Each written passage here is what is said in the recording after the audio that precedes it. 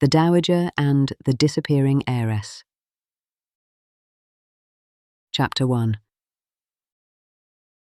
The Bride Who Vanished. 3 days before Miss Eleanor Hartwell was to marry one of England's most eligible noblemen, she disappeared from her family's house in Berkeley Square. Her bed had not been slept in. Her travelling cloak and strongest boots were missing. No farewell letter could be found. By noon, Sir Geoffrey Hartwell had announced that his daughter had eloped. By evening, most of London society had accepted the scandal as fact. Amelia, Dowager Countess of Lyndhurst, did not. She stood in her brother's drawing room, surrounded by flowers intended for Eleanor's wedding. White roses crowded the mantelpiece. Orange blossoms filled silver bowls. Ivory ribbons hung from the chairs prepared for the wedding breakfast. Lady Hartwell sat upon a sofa, pressing a lace handkerchief to her lips. Sir Geoffrey paced before the windows. "She has run away with someone," he declared. "There can be no other explanation." Amelia watched him carefully. At 40, she had learned that people often repeated a lie when they feared silence might reveal the truth. "With whom has she eloped?" she asked. Sir Geoffrey stopped pacing. "How should I know?" "Was there a letter?" "No." "A secret attachment?" "Not that I was aware." "Did anyone see her leave?" "No servant will admit it." "Then you possess no evidence that Eleanor eloped?" Sir Geoffrey's face reddened. "She is missing days before her wedding. What else could it be?" Amelia did not answer. Eleanor had been uncertain about marrying Charles Redmayne, Viscount Evesham, but she had never mentioned another man. She was intelligent, observant, and cautious. She would not abandon her family without explanation unless she believed she had no choice. Amelia turned to Lady Hartwell. "When did you last see her?" "Shortly before 11, Eleanor's mother whispered. "She came to my dressing room." "What did she say?" Lady Hartwell glanced at her husband. She asked whether a woman might refuse to marry after the settlements had been prepared. Sir Geoffrey turned sharply. "You did not tell me that." "I thought it was bridal nervousness." Amelia's attention sharpened. "Did you ask why she wished to refuse?" "No. I told her not to be foolish. The invitations had been sent. Half of London expects to attend." "And Eleanor?" "She said nothing." Amelia knew what had happened. Her niece had asked for help and been reminded only of the family's reputation. Sir Geoffrey resumed pacing. "This must be contained. The Redmaynes must not learn of it until she is found." "They will already know something is wrong," Amelia said. "The wedding must proceed." "Without the bride?" Before Sir Geoffrey could answer, the butler entered. "Lord Thomas Redmayne has called." Lady Hartwell gave a distressed cry. Sir Geoffrey muttered beneath his breath. "Show him in," Amelia said. Thomas Redmayne entered a moment later. He was the uncle of Eleanor's intended bridegroom. Charles Redmayne was handsome, fashionable, and destined to inherit a dukedom. Thomas, at 46, was reserved, serious, and difficult to read. He had spent much of his life abroad in diplomatic service. Society considered him severe. Amelia had met him twice and found him observant rather than cold. He bowed. "Lady Lyndhurst, Sir Geoffrey, Lady Hartwell." Sir Geoffrey stepped forward. "This is a private family matter. My nephew arrived for an appointment with Miss Hartwell this morning and was refused entry." He should have waited for an explanation. He did. None was provided. Thomas looked at Amelia. "Is Miss Hartwell missing?" "Yes." Her brother glared at her. Thomas's gaze remained steady. "And you do not believe she has eloped?" It was not a question. "No," Amelia replied. Something like approval appeared briefly in his eyes. Sir Geoffrey moved between them. "My sister will not interfere." Amelia picked up her gloves. "My niece is missing. I shall interfere as much as necessary." "You will do nothing." I spent too many years being told what I might and might not do. I have no intention of resuming the habit. What are you suggesting? That you are more concerned about the wedding than your daughter. Sir Geoffrey lowered his voice. You will regret making an enemy of me. You are my brother. That should have prevented you from becoming one. Amelia left the drawing room. Thomas followed her into the entrance hall. Where are you going? To Eleanor's room. The servants have already searched it. Servants search for possessions. I am looking for intentions. He considered this. May I join you? You already have. Eleanor's bedchamber was neat and bright. A pale blue gown lay across a chair. Dancing slippers stood beside the wardrobe. Wedding invitations and ribbons covered the writing table.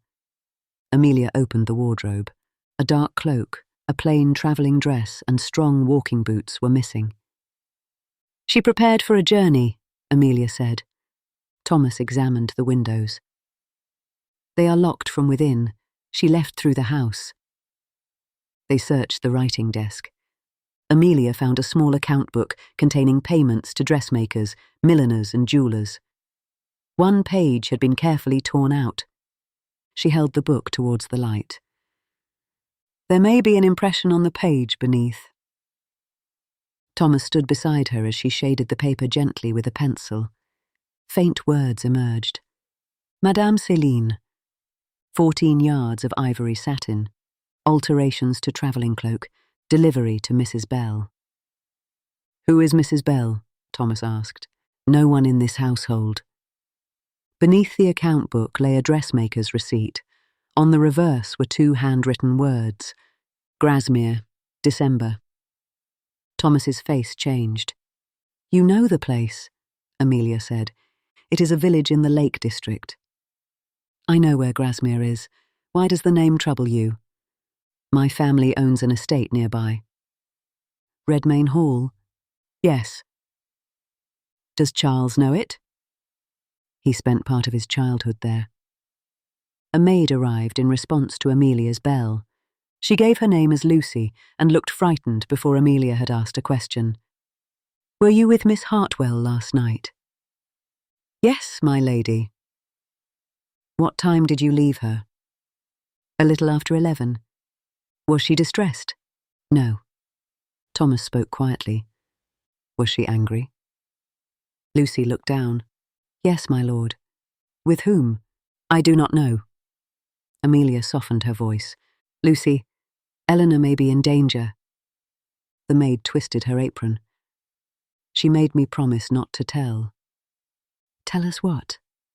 She left the house after midnight. Alone? Yes. Where was she going? She would not say. She had found papers in Sir Geoffrey's study.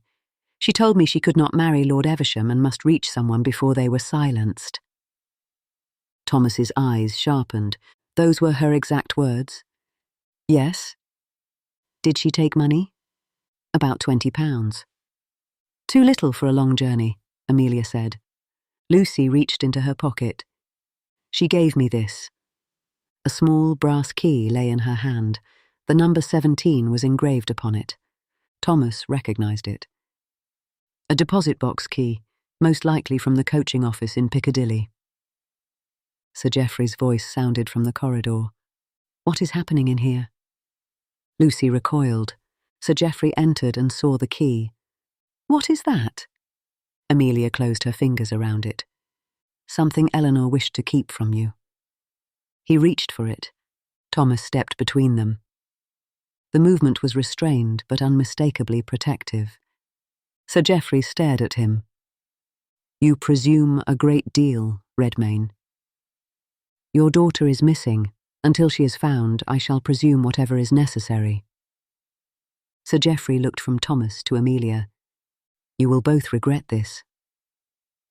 That afternoon, Amelia and Thomas visited the coaching office. Deposit box 17 contained a map of the Lake District, copied financial statements, and a sealed letter addressed to Amelia. She recognised Eleanor's handwriting. Dearest Aunt, if you are reading this, I have either escaped London or failed to do so. Papa intends to use my marriage settlement to save a fortune that does not belong to him. I found accounts bearing his name, the Duke of Avonley's name, and payments authorised through Lord Evesham. The papers refer repeatedly to Redmine Hall. A woman named Marion Bell wrote to me from near Grasmere. She claims to possess evidence of a scandal concealed for many years. I am going to find her. Please do not believe anyone who says I have eloped. Thomas studied the copied accounts. His expression darkened. These documents bear my brother's signature. The Duke of Avonley. Yes, Sir Geoffrey's name appears as well. And Charles? Thomas turned another page. Payments were authorised in his name. Does your nephew know? I cannot say, but you suspect him. My family may be arranging this marriage for access to Eleanor's fortune. Before Amelia could respond, a shout came from outside. Smoke rolled past the windows. A clerk ran through the office. My lady, your carriage! Amelia and Thomas hurried into the street. Flames climbed the rear of her carriage. The horses reared as the coachman fought to release them. Thomas seized Amelia's arm and drew her back just as a window exploded. People screamed, men ran for water. Across the street, Amelia saw a tall man in a dark coat. He was not watching the fire. He was watching her. Their eyes met. Then he disappeared into the crowd. They know we found the evidence, Amelia said. Thomas stared at the burning carriage. And now they know we are searching for Eleanor. Amelia held her niece's letter against her chest. We go north. Thomas nodded. We leave before dawn. As the flames consumed the carriage, Amelia understood that Eleanor had not merely fled an unwanted marriage. She had uncovered a secret powerful enough to endanger them all. Chapter 2. The road north. Amelia left London in an unmarked hired coach. Her maid, Mrs. Kemp, accompanied her. Thomas brought a former soldier named Graves. No public explanation was given. To society, the Dowager Countess of Lyndhurst had withdrawn because of a family illness. To Sir Geoffrey, Amelia sent nothing.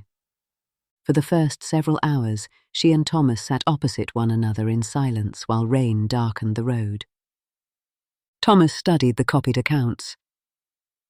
You have read those pages repeatedly, Amelia said. I hoped they might become less disastrous. Have they? No. Then explain them. He rested the papers upon his knee. 20 years ago, my father invested heavily in mining and transport companies near Redmine Hall. Some were profitable. Others existed mostly upon paper. And after his death? My brother inherited hidden debts. The Duke of Avonley is ruined? Not publicly. The houses remain open, the servants are paid, but money has been moved between companies for years. With Sir Geoffrey's assistance? Yes. And Eleanor's fortune? She inherited nearly £150,000 from her maternal grandfather. Held in trust until marriage or her 25th birthday. Once she married Charles, trustees selected by both families would control much of it. Sir Geoffrey and your brother? Thomas nodded. My brother presented the marriage as a triumph, Amelia said. Perhaps both families believed it was. My brother was exchanging Eleanor's fortune for a connection to a duke.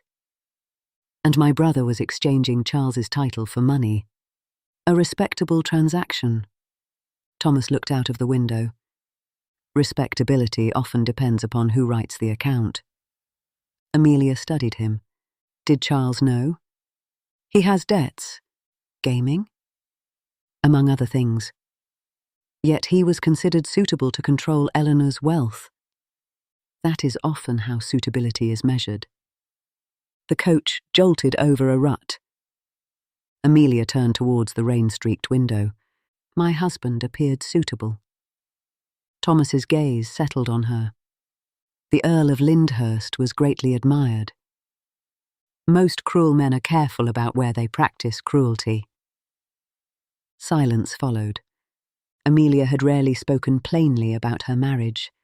Society remembered Lyndhurst as charming and accomplished.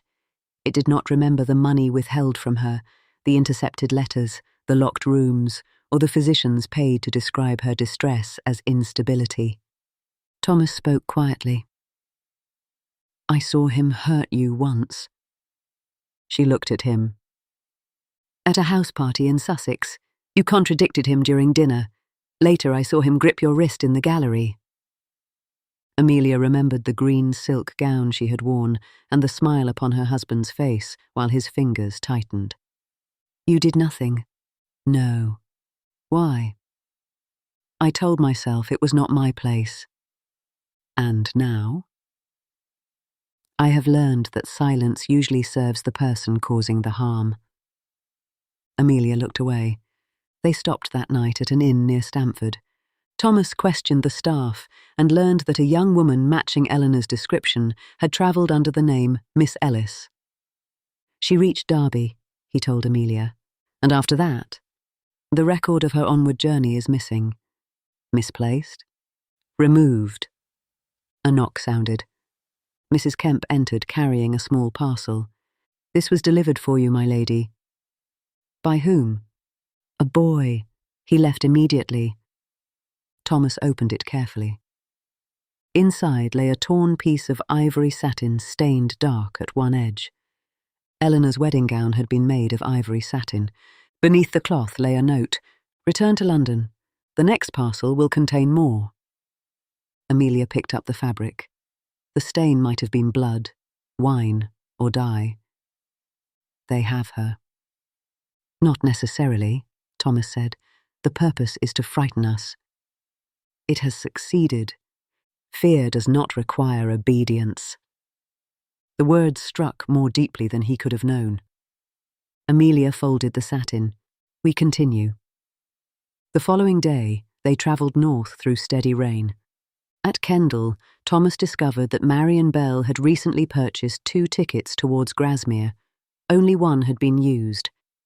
At another coaching office, a clerk remembered Eleanor. "She asked how to reach Redmine Hall," he said. "What did you tell her?" Thomas asked. "That no regular coach travels there. She hired a gig from a man named Dobson." They found Dobson's stable yard abandoned. A neighbour claimed he had left suddenly that morning. "Eleanor reached this far," Amelia said. Thomas looked towards the hills. "Yes. Then she may still be alive." "She may." The Lake District rose around them beneath dark clouds. Narrow lakes reflected the colour of iron. Mountains appeared through mist. They stopped at an inn near Ambleside. The innkeeper recognised Marion Bell's name, but denied it until Amelia explained that Eleanor was missing. At last, he lowered his voice. "Mrs. Bell kept accounts for the Redmine Mining Company. Her husband died in the collapse at the old slate works." Thomas's expression tightened. "I was told it was an accident." "So were the families." "What happened?" Amelia asked. Mrs. Bell claimed the mine had been worked beyond safe limits. The supports were weakened to reach another seam before the company was sold. "Who owned it?" "The old Duke of Avonlea." "Thomas's father." "Mrs. Bell tried to prove it," the innkeeper continued. "Records vanished. Witnesses changed their stories. She left the district soon after." "And returned?" "A few years ago." "Where is she now?" "No one has seen her for months." The next morning, Amelia and Thomas travelled to Bell Cottage. It stood near the edge of a narrow lake, partly hidden behind bare trees. The front door hung open. Inside, the rooms had been ransacked, drawers had been emptied, books were torn. A chair lay overturned beside the hearth. "Eleanor," Amelia called. No answer came. In the bedroom, she found a blue ribbon beneath the bed. She had given it to Eleanor at Christmas. She was here. Thomas examined the broken window. She left suddenly.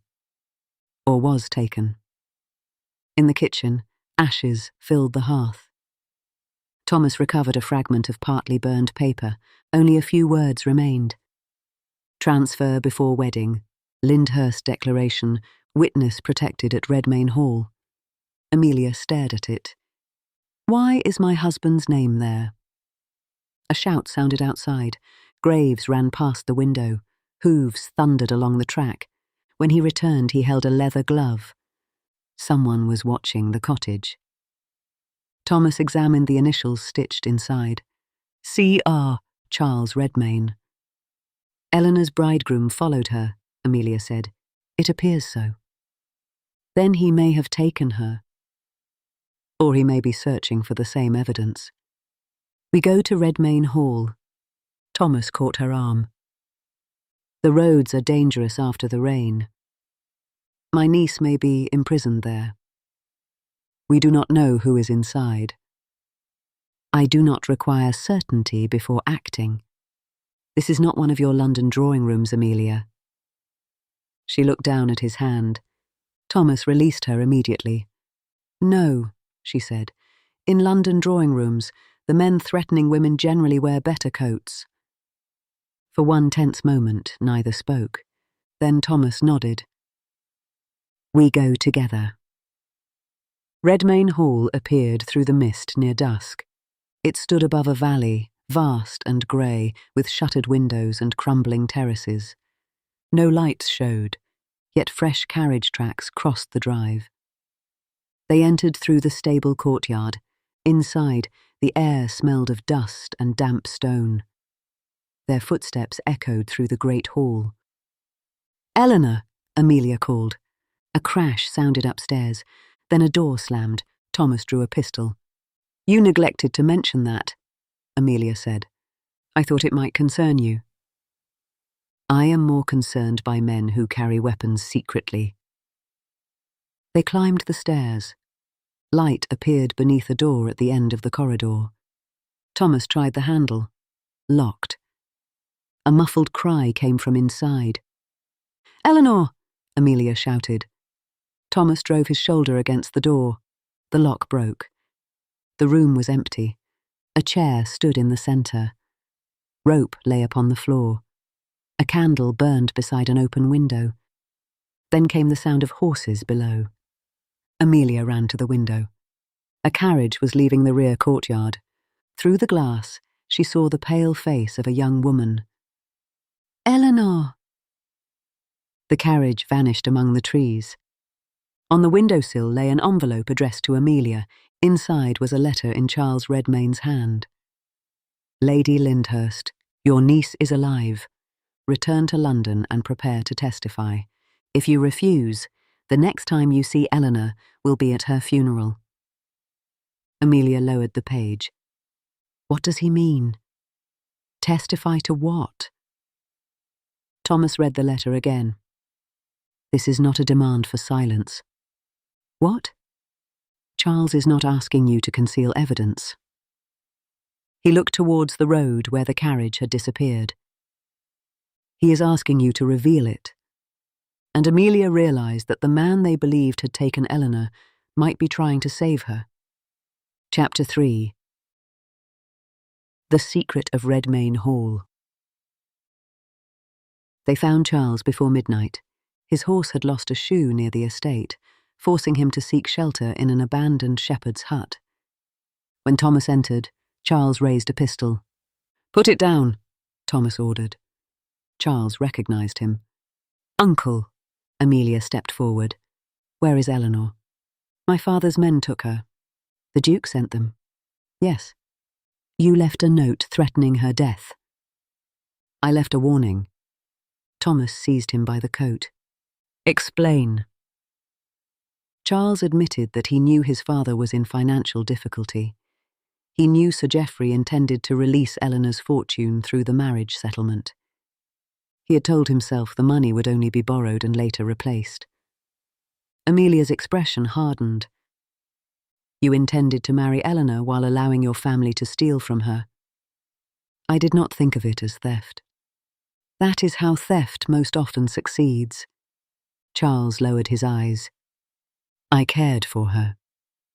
You cared for her comfort while preparing to rob her. She discovered the accounts and confronted me. I told her part of the truth. Which part did you conceal? Thomas asked. Charles looked at Amelia. The part involving the Earl of Lyndhurst.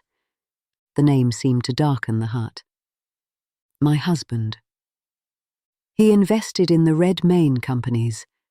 After the mining collapse, he helped conceal what happened. How? He arranged payments, threatened witnesses, and removed documents. Amelia remembered Lyndhurst's secret journeys north, his locked dispatch boxes and letters burned in the fire. What does that have to do with me? A witness delivered evidence to you. No. A woman named Marian Bell came to Lyndhurst Abbey. The memory returned. A winter afternoon. A frightened woman waiting near the servants' corridor. Lyndhurst had ordered her removed. That night, Amelia found an envelope beneath her pillow. Before she could open it, her husband entered and seized it. When Amelia resisted, he struck her. The following morning, he forced her to sign a statement declaring that no unknown woman had entered her chambers. She came to me, Amelia whispered. Thomas moved closer but did not touch her. Charles continued. Marian Bell wrote a declaration describing the unsafe mine and the men responsible. Lyndhurst believed she had made copies. Where is she now? My father has held her at an estate outside London for months. He imprisoned her? He called it protection. And Eleanor? She followed Mrs. Bell's letters north. I followed Eleanor to stop her finding the evidence. At least you are honest now. Too late. Charles opened a satchel. Inside lay a thick financial ledger. Eleanor and I found this at Redmayne Hall. It proves the companies were fraudulent and shows the planned transfer from her settlement. Why did your father's men take Eleanor but not you? She distracted them while I escaped with the ledger. She allowed herself to be captured. She made me promise to bring it to you. Amelia took the book. Her niece had trusted her to act. When is the settlement to be executed? Thomas asked. Tomorrow, but there will be no wedding. What does your father intend? To have Eleanor declared mentally incapable. The words struck Amelia with terrible familiarity. A woman who refused marriage could be called irrational. A woman who travelled alone could be called unstable. A woman who accused powerful men could be called mad. Her husband had used the same weapon against her. What does the Duke require from me? Marian Bell believes Lyndhurst kept her original declaration in his London study. My house. The study at Grosvenor Place was once his. Charles looked at Amelia. My father believes you will never speak publicly about your marriage. He is relying upon my shame. Thomas's voice was quiet. He is relying upon the shame society expects you to feel. They left Redmayne Hall before dawn. During the journey south, they avoided the main roads after learning the Duke's men were searching for them. On the second night, they stopped at a remote inn. Amelia sat beside the fire with the ledger upon her lap until Thomas entered carrying tea. You should rest, he said. So should you. I have never been talented at it. Nor I. He poured the tea. After a long silence, Amelia spoke. I attempted to leave my husband once. Thomas became still. It was during the 10th year of our marriage. I packed one case. A cousin in Bath had agreed to receive me. What happened? Lyndhurst waited for me in the entrance hall. He said that if I left, he would have me declared unstable. He had letters from physicians and statements from servants. Evidence of his cruelty presented as evidence of your illness. Yes. Did he hurt you? He did not need to. By then, I believed the world would accept his word over mine. Thomas looked down. I am sorry. I do not want pity. You have none from me.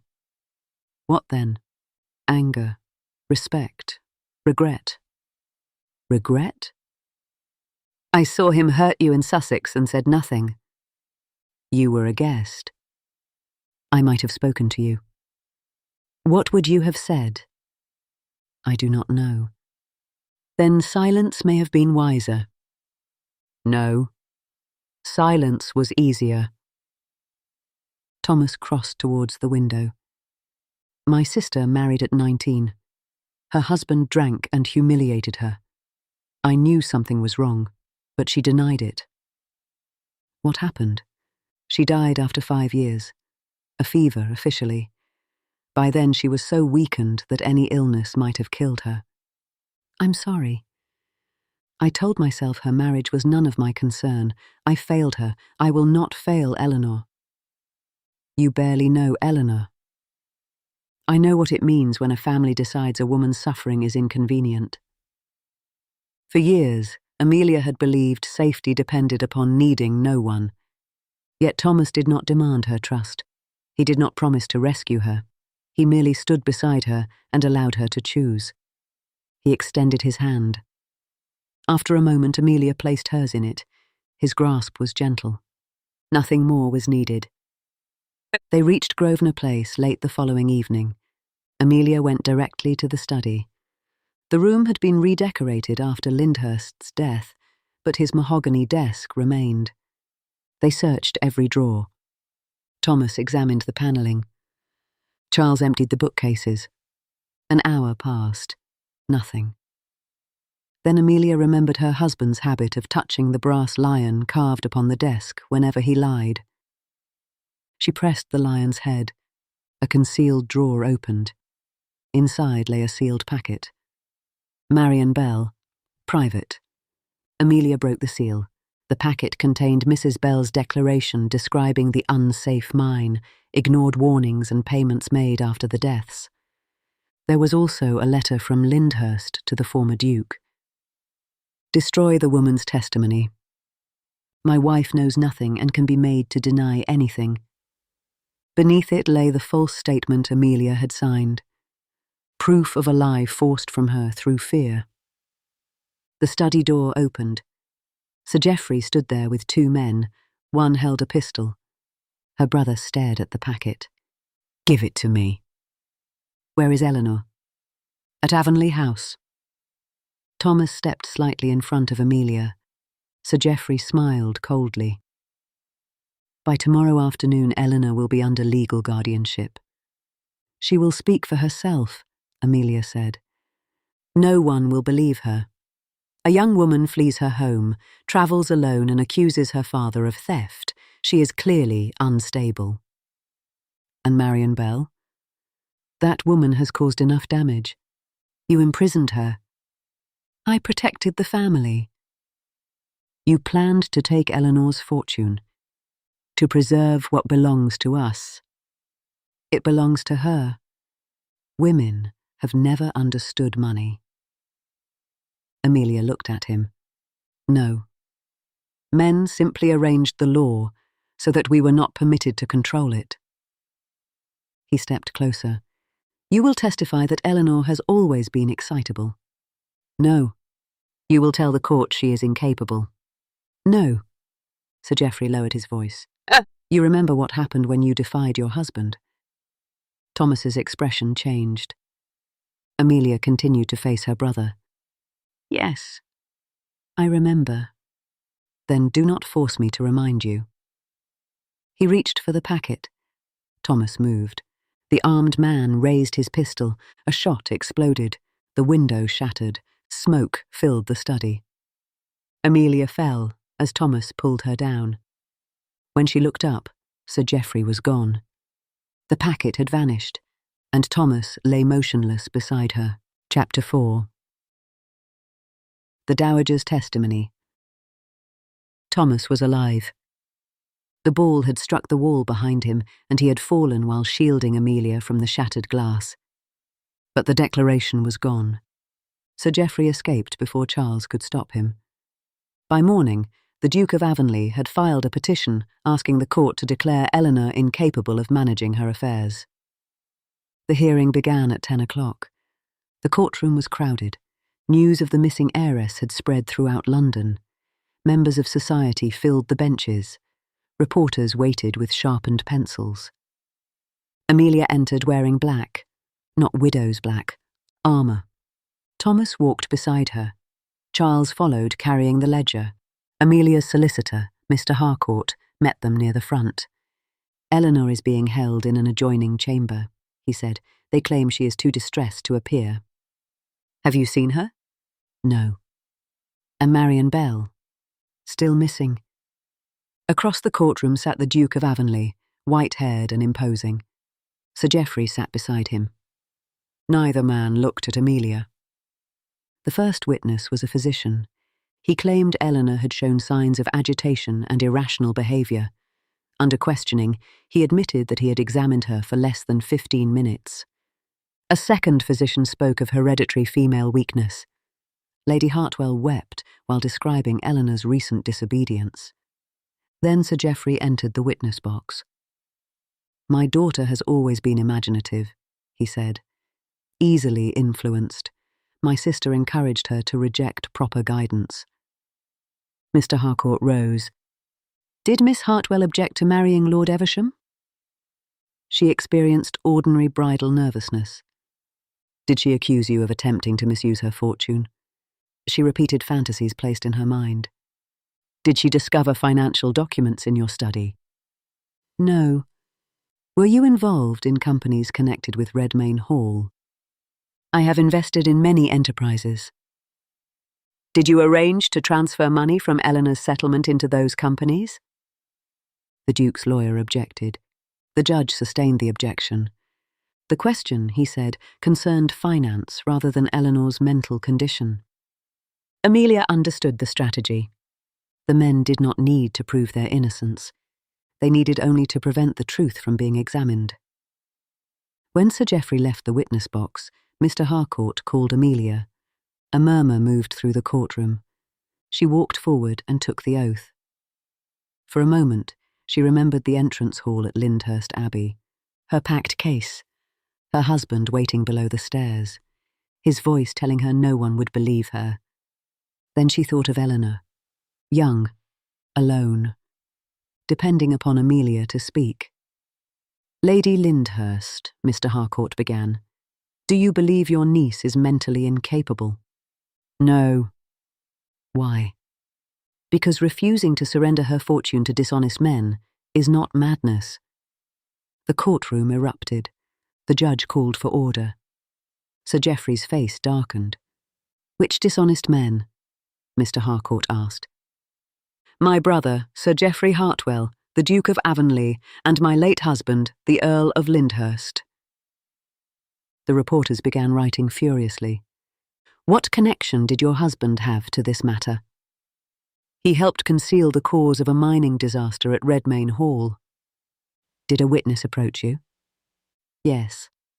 Marian Bell." "What happened?" "My husband took her evidence and forced me to sign a false statement denying that she had come to me." The Duke's lawyer stood. "This concerns private marital affairs from many years ago." Mr. Harcourt answered, "It concerns the methods used to silence a witness and the same methods now being used against Miss Hartwell." The judge permitted Amelia to continue. The room became silent. "My husband controlled my money," Amelia said. "He intercepted my letters. He dismissed servants who helped me. He instructed physicians to describe me as unstable." No one moved. "When I attempted to leave him, he threatened to have me confined."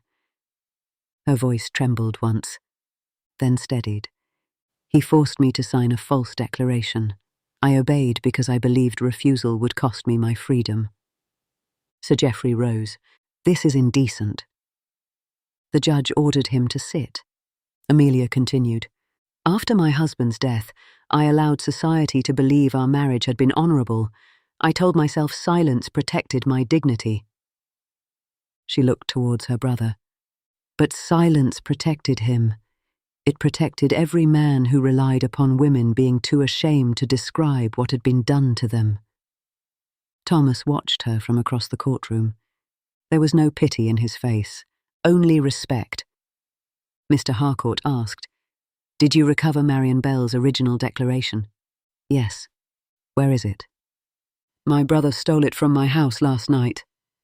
Sir Geoffrey shouted in protest. The courtroom dissolved into noise. The Duke's lawyer smiled. "Then Lady Lyndhurst has produced no declaration, only accusations." Thomas stood. "We have the company ledger." Charles handed it to Mr. Harcourt. The Duke's lawyer objected again. "The document is stolen and unauthenticated." "It records the planned theft of Miss Hartwell's fortune," Thomas said. "It proves nothing without a witness who understands the entries." A woman's voice came from the rear of the courtroom. "I understand them." Everyone turned. An older woman stood near the doors. Her grey hair was pinned beneath a plain bonnet. A faded scar marked one side of her face. Marian Bell. Beside her stood Eleanor. Amelia's breath caught. Eleanor was pale but upright. She crossed the courtroom and went directly to Amelia. Amelia gathered her into her arms. "You came," Eleanor whispered. "I would always come." Marian Bell entered the witness box. She explained that the Duke had held her at a small estate outside London. During the night, a servant had helped her escape. The same servant released Eleanor from Avonlea House. Marian identified the ledger. She explained the false companies, the unsafe mine, the payments made to witnesses, and the plan to use Eleanor's marriage settlement to conceal the losses. Then Eleanor testified. She described discovering the documents in her father's study. She explained why she had fled. She told the court about travelling north, finding Charles and being seized at Redmine Hall. The Duke's lawyer approached her. "Do you believe it was rational for a young unmarried woman to travel alone without her father's permission?" Eleanor looked at him calmly. "I understand that some gentlemen consider independence and insanity to be the same condition." Laughter moved through the courtroom. Even the judge struggled to hide a smile. The petition collapsed. The court refused to place Eleanor under guardianship. An investigation was ordered into the Redmayne companies, the imprisonment of Marian Bell, and the planned misuse of Eleanor's fortune. The Duke of Avonlea was detained for questioning. Sir Geoffrey attempted to leave by a side door. He was stopped. Charles approached Eleanor after the hearing. "I am sorry," he said. She looked at him for a long moment. "I believe you are. I will testify against my father." "You should. I never deserved you." "No," Eleanor replied, "but perhaps one day you may become someone you can respect." She walked away.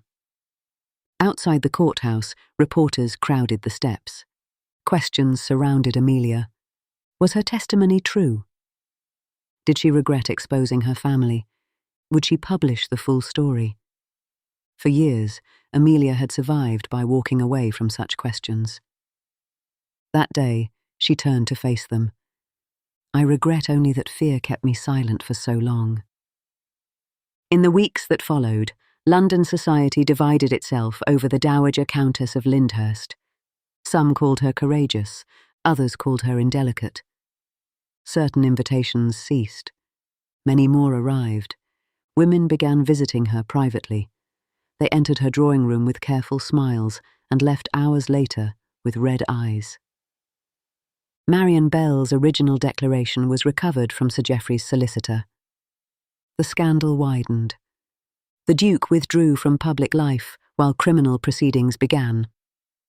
Sir Geoffrey was charged with fraud, conspiracy, and unlawful confinement. Eleanor's fortune was placed under trustees of her own choosing. She cancelled the wedding and travelled to Bath with Marian Bell. Together, they established a fund for widows and children affected by industrial accidents.